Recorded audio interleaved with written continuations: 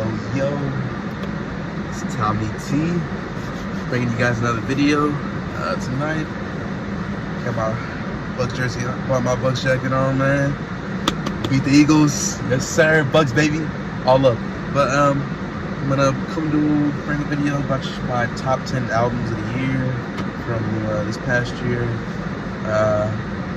Very interesting year. There's some really good highs, some lows. Not a lot of stuff to really look at, but you know, enough to be able to for me to be able to have like a top 10. So, without further ado, let's go ahead and dive into it. My 10th album. Pretty interesting. I mean, everybody was singing it all summer. This was the big thing. So I'm gonna play like two cuts, like two of my top songs from each of my top 10 albums. And yeah, so this is, of course, you know, everybody knows it. No other. Hero. This is Big Sexy Red. I mean, she was getting played all summer. I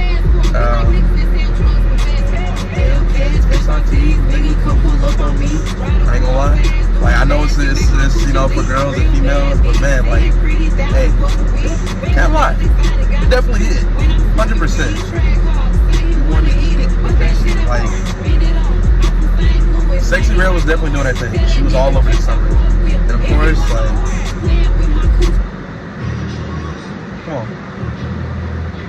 come on, man. Shake that ass, huh? I'm looking for the hoe. Yeah, shake that ass. I don't care. This shit is hard. I don't give a damn if you're a dude or I don't care what you are. This shit is hard. Musically, it's good. Might be a little repetitive, but hey, it's good. As a whole, the album, I mean, it's not amazing or anything, but it's cool. It's definitely cool. Summer anthem. It's all over. I mean, it's for everybody. I mean, she was just doing her thing, you know. Very commendable. Like, she just came out and literally just did her thing. I mean, like, I know a lot of people that come up right now and like everybody's like industry plant or whatever, but like obviously like she was not an industry plant. She came in, she had her own. She really just literally just put herself on a plate in the studio and just like said, hey, this is me, and you know, this is the kind of music I make, and blah blah blah. I mean, it literally just went just like that, and everybody's just kind of like, it's good. I mean, I know I read like people were like, this is like the female Soulja Boy when he came out, which I mean, like thinking about it, I mean, Soulja Boy when he came out, he had like his, I mean, he was more on dances, but she didn't really have dances. I mean, twerking, if you want to call that, whatever. But he had these hard beats with these simple lyrics, nothing like spectacular, but like it's real catchy and it sounds real good, and you can't go wrong with that. But my next album, my 9th album, it is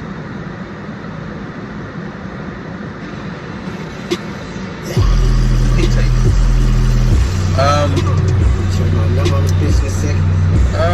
I mean, so interesting with the Pink Tape. So I've never really been a big Uzi fan.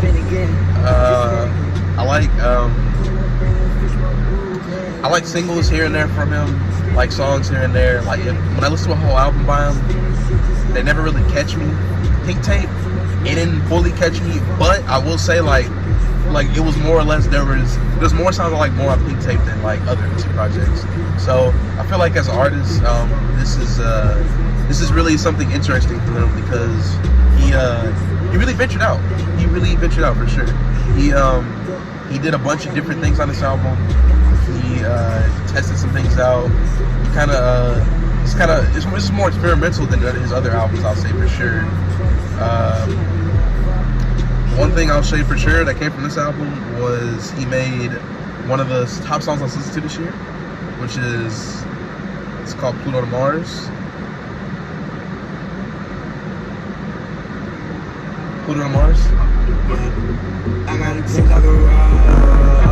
Sonically, musically, love this song. It's so good.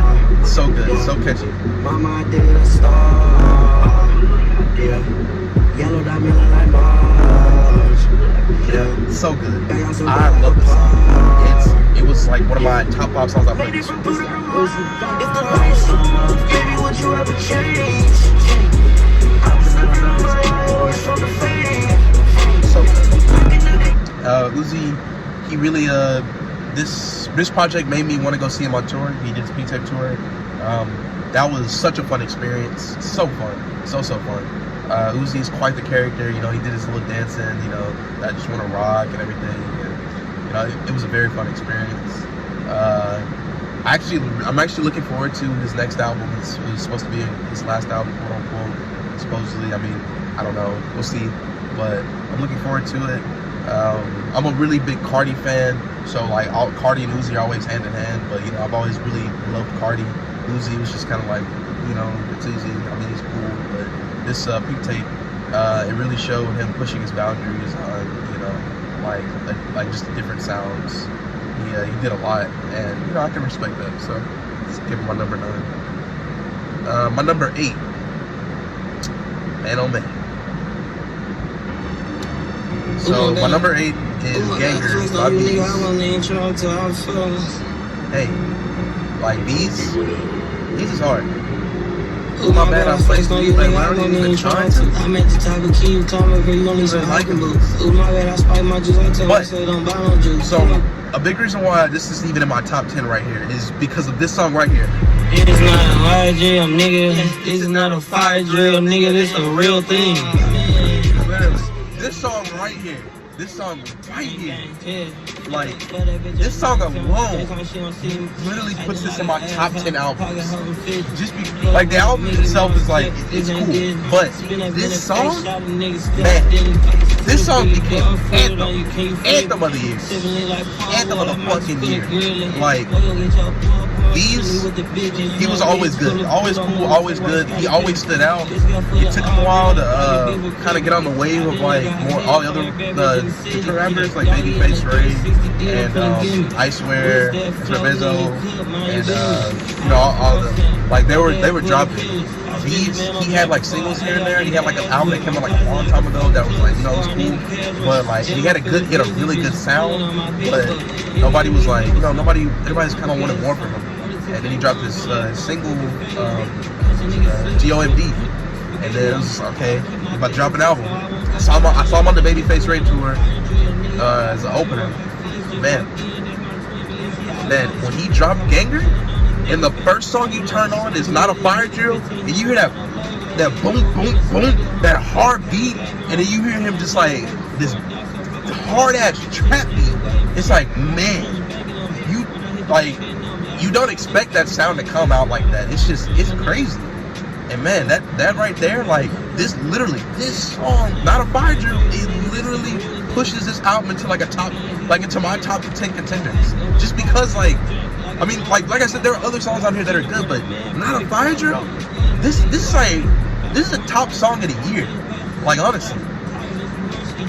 But moving on, my number 7. Now this album came out earlier on in the year. I feel like people kind of forgot about it, but when it came out, so good, so good. This is my favorite song from there. 2021 Vibes. So Lucki's Sex, Money, Drugs. I personally think that this album, like, it came and it went, like, in people's minds. For me, when it came out, I loved it, and like all throughout the year, I kept listening to it more and more. It would always be songs I would go to, like, hey man, you know, like listen to Sex, Money, Drugs. 2021 Vibes. This song was a song that he previewed like a long time ago. So when he put this out, I was fucking excited. I was so excited. I was like, I couldn't believe the song was on here. And I was like, man, I've been waiting for this shit for a fucking long time. But yeah, this is I feel like this is one of Lucki's like most complete projects he's dropped in a while. Probably since Freeway, I think 3. That's probably one of his best albums. But then he wasn't dropping duds, but you know, the quality kind of dropped a little bit for him. But Sex, Money, Drugs definitely is him coming back up. Like this is equal. This is kind of him like rising again. I would say it's it's pretty good as a whole album. I really like this song, Boo Boo. It's really good too. It's you know, it's just literally just another cut that I follow up that I like. You know, but yeah, that's my number 7. My number 6.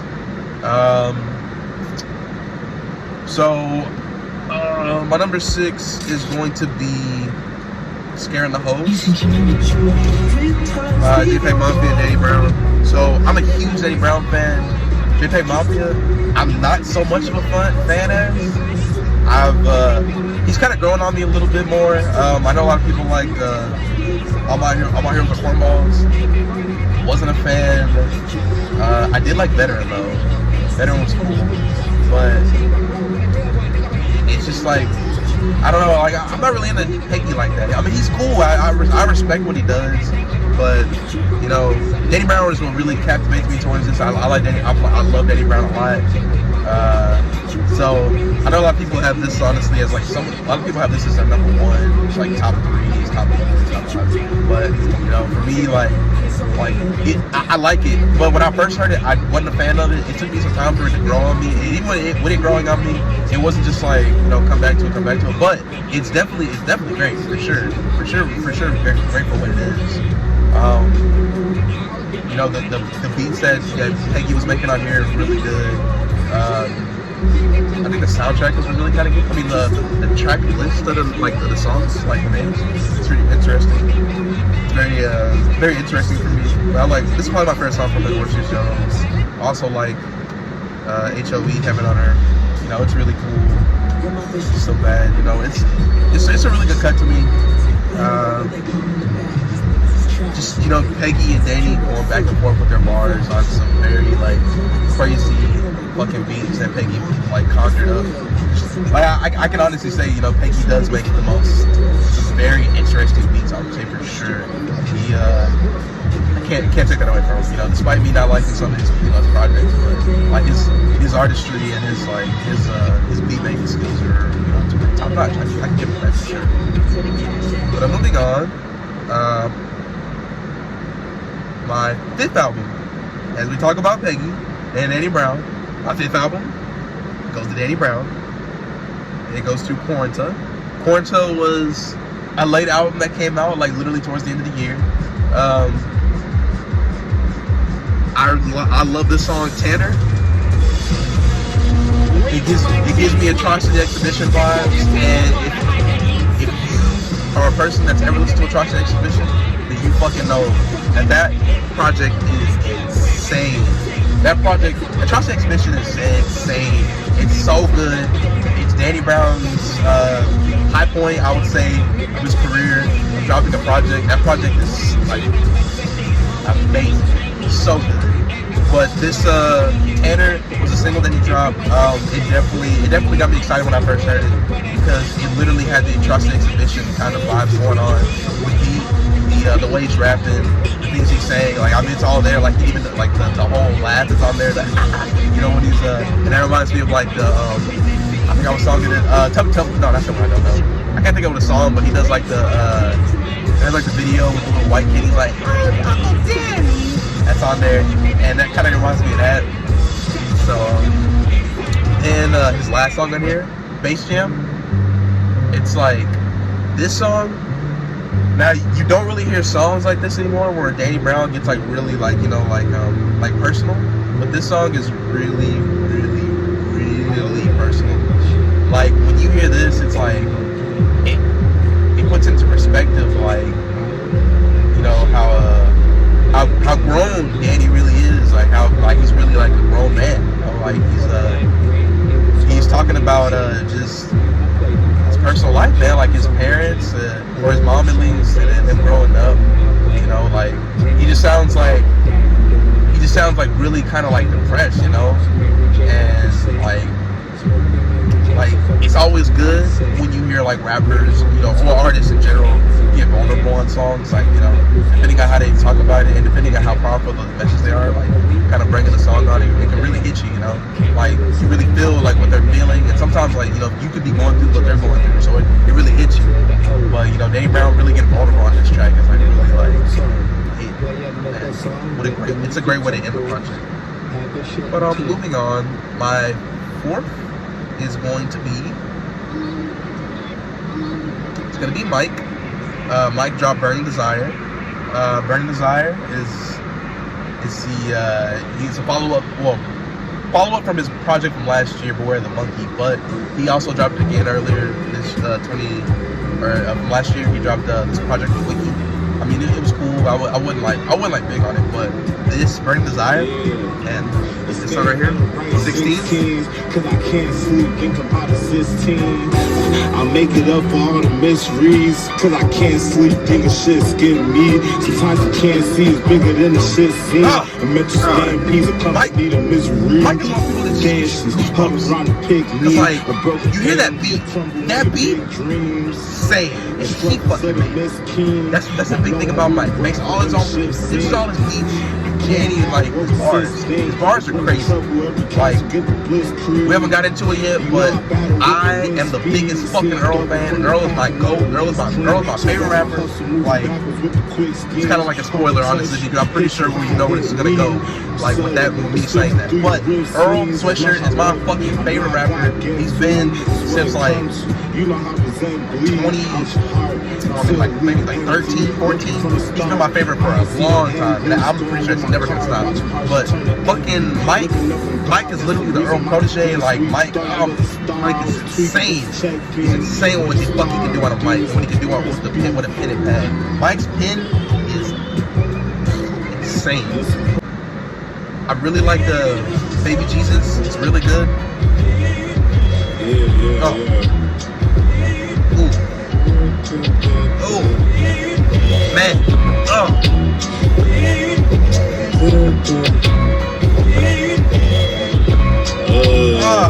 I pray you show me some breeze in the summer high.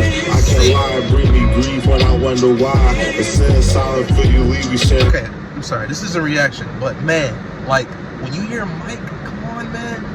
Like his voice on the track, the beats, the lyrics, like it's, oh my god, man.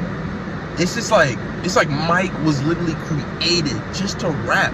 Like it's just crazy what Mike does, man. It's so insane. But moving on. Next album, this is our third album, is going to be Heaven Knows by PinkPantheress. PinkPantheress is honestly, she's amazing. Like, that's all I can say. She's amazing, honestly. This is probably my favorite song from the project, Bury Me, with featuring Kilala. I love Kilala. I've been a big fan of her since like 12 or 13. Always known about her. PinkPantheress, she's something else, honestly. Like, she came up from like, you know, her TikTok journey. Like, you know, you hear her song here, whatever, and it's just like, oh, you know, she sounds so good. But like, when you hear it, you're just like, yeah, it's just, you know, just TikTok, pretty much. But man, PinkPantheress dropped his debut album. Man, I was not expecting that. Like, I was definitely not expecting an album to be like that. Like, it's just, she's honestly just really talented. And I'm going to see her. I already got a ticket. I'm going to see her. Like, I have to hear this voice in person. I have to. Because the thing is, her voice is what's so captivating. Like, when you hear that, like, her voice sounds like it's kind of animated. So, like, when you hear it, like, it's just like, I don't know. Like, there's no way, like, when you hear this, like, I can't sit here and hear this and be like, yeah, man, that's coming from a human being. That's not, no one's in the studio mixing that. Like, and that's crazy. Her voice is insane. There's no, like, it's so hard for me to sit here and listen to this and be like, man, that's someone actually singing like that. No mixes, no nothing.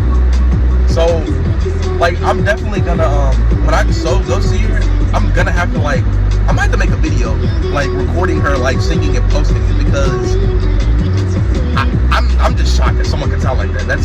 Her voice is beautiful, like honestly. But moving on, my number 2, like I already was talking about, I fucking go Earl fucking Sweatshirt with his Boy or Die. And man, this one right here, Heat Check.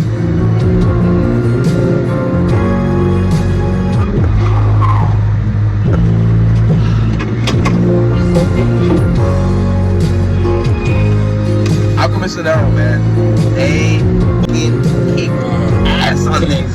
Like,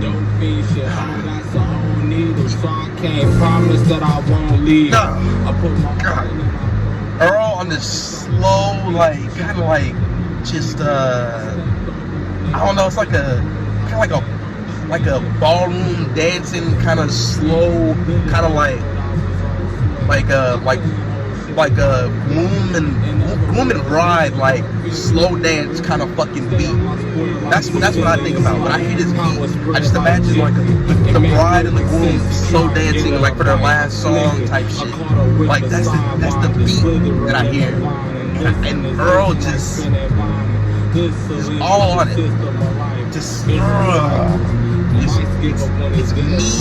it's pretty, but on this soulful beat. Like,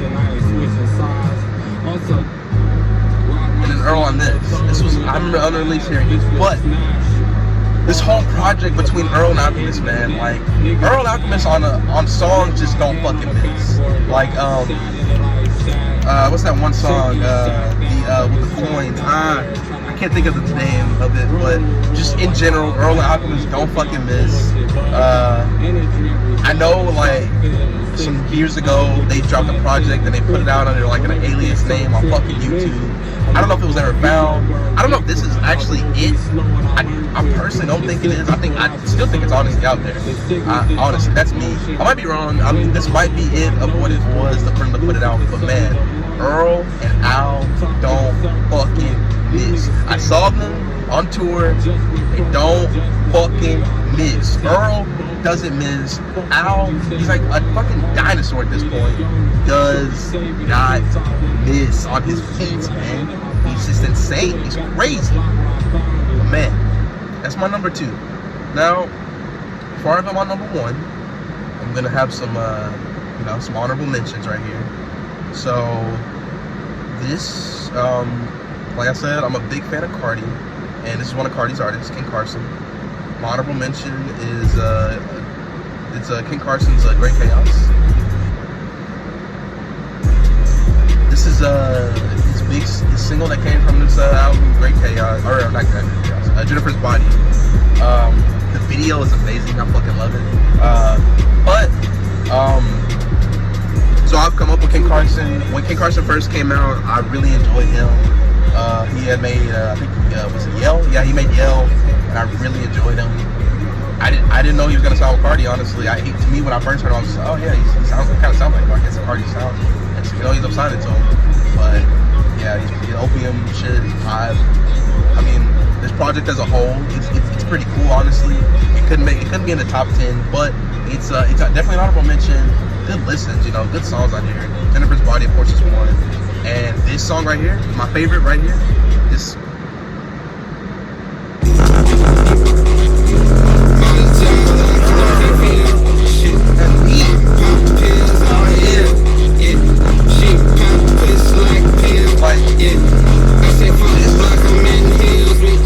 That's some Masha shit right there, man. I fucking love that shit. Like, the beat is just abrasive, and man, like the song is just abrasive, and I love it. Like, it makes me want to just get in the fucking pit right now. Just tell niggas, open that shit up. Open that shit up. Just tell niggas, back up. Open that shit up, man. Like, you wanna fucking bang heads with this type of shit. But King Carson has a bunch of like songs like this, not like specifically like this, but all over this project, The Great Chaos. There's a lot of stuff going on, a lot of different songs. I know a lot of people like Hots. He has features with Lonely on there. It's a pretty good project. So that's my honorable mention. I want to honorable mention this one. I don't feel like a lot of people know this guy. They might, but I really don't feel like they do. He drops pretty consistently. I really think I don't think he gets the recognition he deserves, honestly. But it's Chris Crack. He had dropped a project this year called Battery Operated Simps. This song right here, Imaginary Billionaire. Now we on the beach. Who is he? Didn't get the answer he was looking for. I just wanna teach, she just wanna tease. What's he making neat? Unplugged. I found Chris Crack some years ago. I stay following him, and like I said, he does drop pretty consistently. I don't hear people talk about him. I still think he gets recognized as much as he should, man. Like he's so good. He's really fucking good, man. He can rap his ass off. He can really rap. His beats are pretty fucking. His beats are fucking crazy. And man, he's on soulful shit. His another thing that gets me is his name of his songs. Like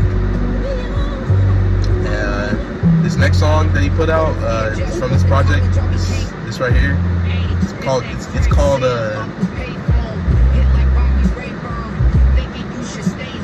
It's called Ghetto Bitches Took All the Security Jobs. I'm not gonna lie, man. When I read that, I was like, I laughed, but it's true. If you think about it, all the ghetto bitches really do have the security jobs. Now listen to them. That was a day for him. Fucking downstairs in the car, cause you had to pay for it. Rappers be so tough in they songs, but really chase whores. Took the train to JFK to play away, that's fair to say. You can't be born with this, the sauce is like a model religion for this. So, yeah, Chris Crack. Like I said, honestly, at this point, like, I just want to put people on.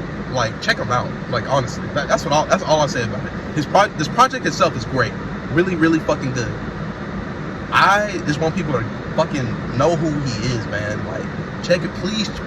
Battery Operated Simps. Please check it out, fucking please. Because Chris Crack needs more people to know about who he is and like what that nigga can fucking rap, man. Like, honestly, he can rap.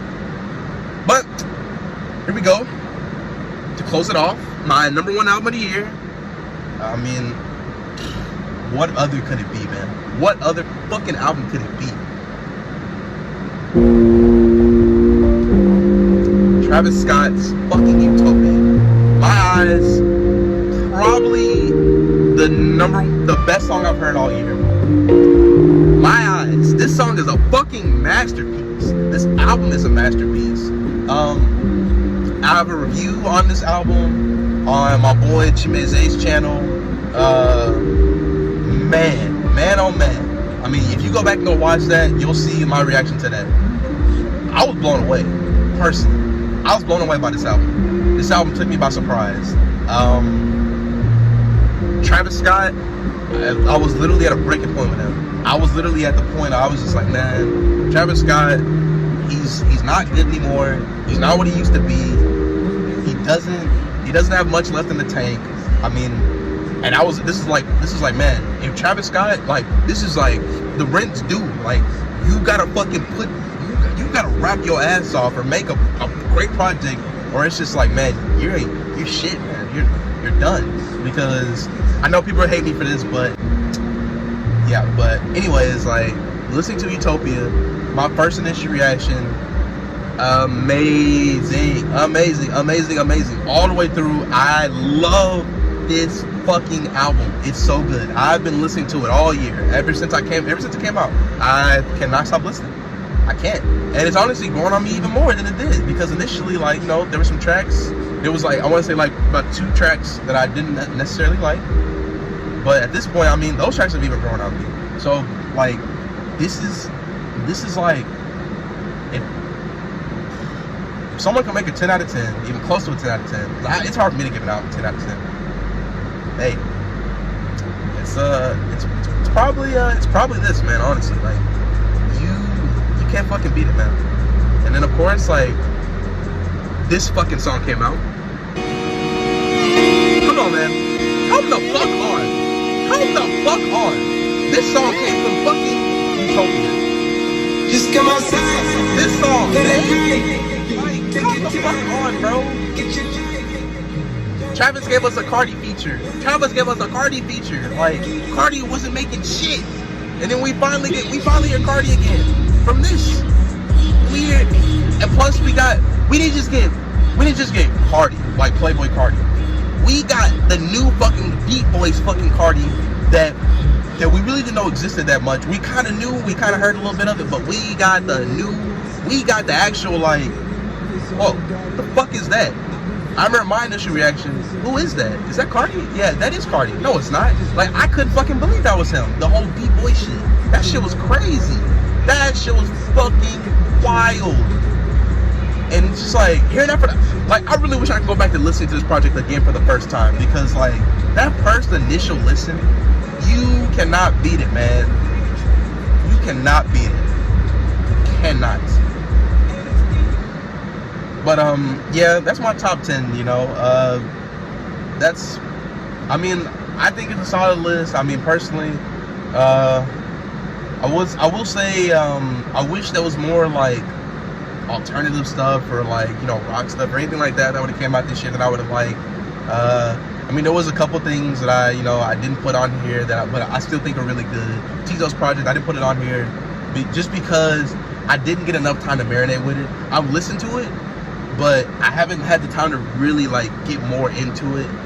It's just timing wise, I've been listening to other stuff, but Tizo's project is pretty good. And then King Cruel's project is pretty good too. Another thing that I like King Cruel's project, I didn't get enough time to really resonate with it. But yeah, those are two people that I know for sure. They dropped amazing projects that I just didn't have the time to get into it more or less. But, like, overall, like, my top 10 list, you know, that's just, you know, it's just how I feel. You know, I truly think that Utopia was the best thing to come out this year. Drake's album, I mean, I know a lot of people love Drake. I mean, for me personally, it was kind of mid. I mean, I don't think it's mid now. I think it's grown up to be, like, it's okay now, because, like, more songs have grown on me. And the deluxe that came out, there is one song in there that I think is so good. So it brought it up for me a little bit. I still don't think it's good. It's okay now, but yeah, Utopia is just, that's my end game right there. That's it. Fucking the best project out. Best project of the fucking year. And the tour just made it even 10 times better. So yeah, can't go wrong with that. But yeah, this is Tommy T. Hope you guys enjoyed the video. Like, comment, subscribe. Let me know what else you want me to create. I got a comment saying something about some anime. I'm in the anime, so, you know, I'm gonna look into, you know, consider some making a video about that. But really, I mean, the big thing on me is music, so I'm gonna try to be really big on the music. So just, hey, let me know if you guys want me to, what you guys want me to review, what you guys want me to check out. You know, if you guys agree with the top 10, or give me your top 10. You know, if you disagree with what I have as my top 10, then let me know. You know, just, you know, give me some feedback. That's all I can ask for. So, but, you know, you guys have a great night, and hope you guys like the video.